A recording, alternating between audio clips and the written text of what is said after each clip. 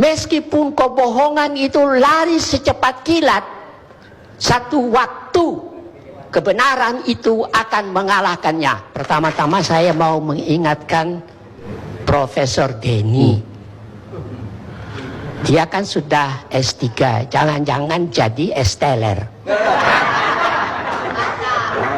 Pada waktu saya mulai mengajar tahun 59, Ruhut Pohan mungkin belum lahir, termasuk Denny ini. Ini kan anak-anak ingusan kemarin.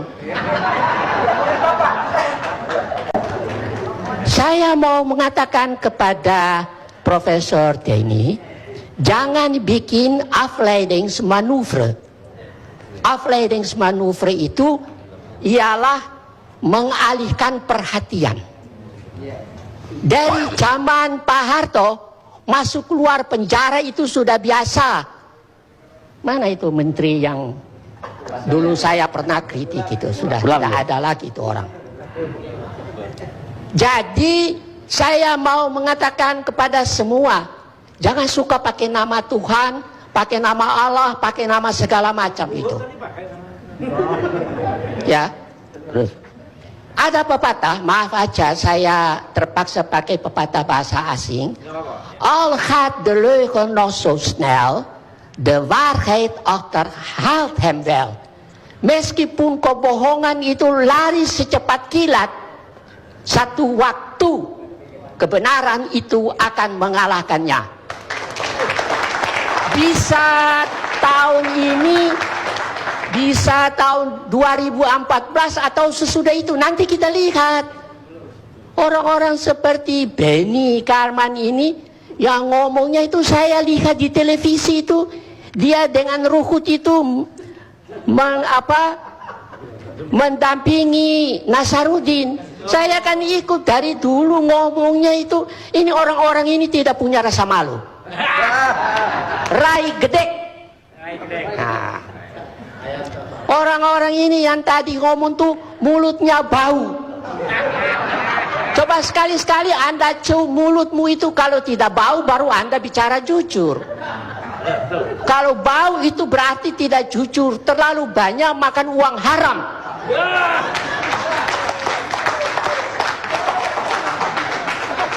Pak Karni, ada dua ahli hukum kebetulan dari Belanda. Termasuk saya mau kritik seorang S-teler juga, profesor, beberapa waktu yang lalu bicara di TV One tentang masalah tabrakan. Ya toh. Ini polisi ini kan sudah rusak. Ya. Dua orang itu, yang satu Profesor Dr. Leo Polak dengan disertasinya setebal begini, dan yang satu tuh Herman Bianchi, seorang ahli kriminologi. Mereka menulis begini singkatnya, strafrecht is een slecht recht. Hukum pidana itu adalah hukum yang jelek. Nah, bayangkan hukum yang jelek ini kalau dipegang oleh orang yang tidak bermoral, rusaklah hukum ini. Termasuk para pengacara juga yang menyalahgunakan kepandaian mereka. Ya.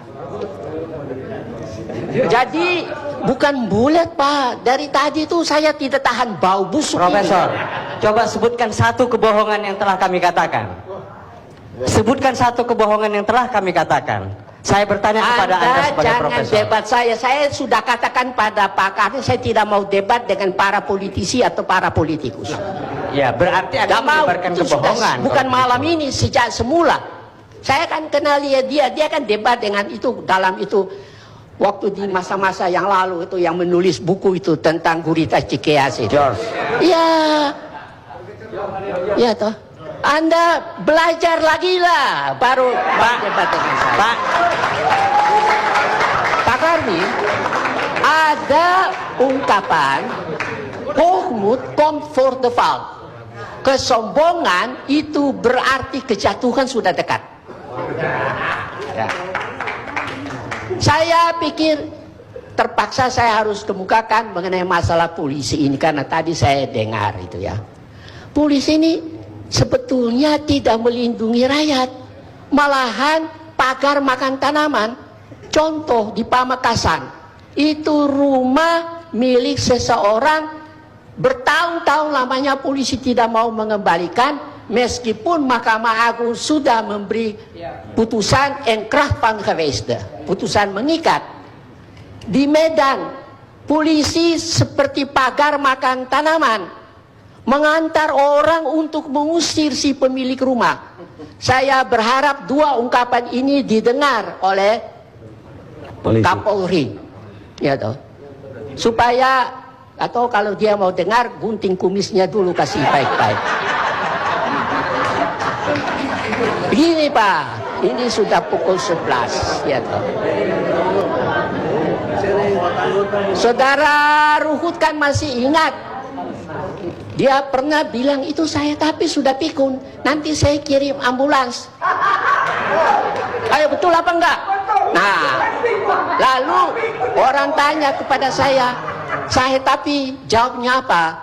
Saya bilang tidak perlulah, orang seperti Ruhut itu kalau saya jawab, harga diri saya jatuh.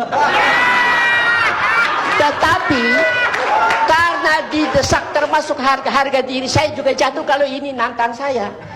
Si Pohan ini orang Batak kan begitu kan. Saya hanya mau mengatakan kepada mereka, the way praten as en kip zonder kop. Keduanya itu bicara seperti ayam tanpa kepala. Terima kasih. Oke.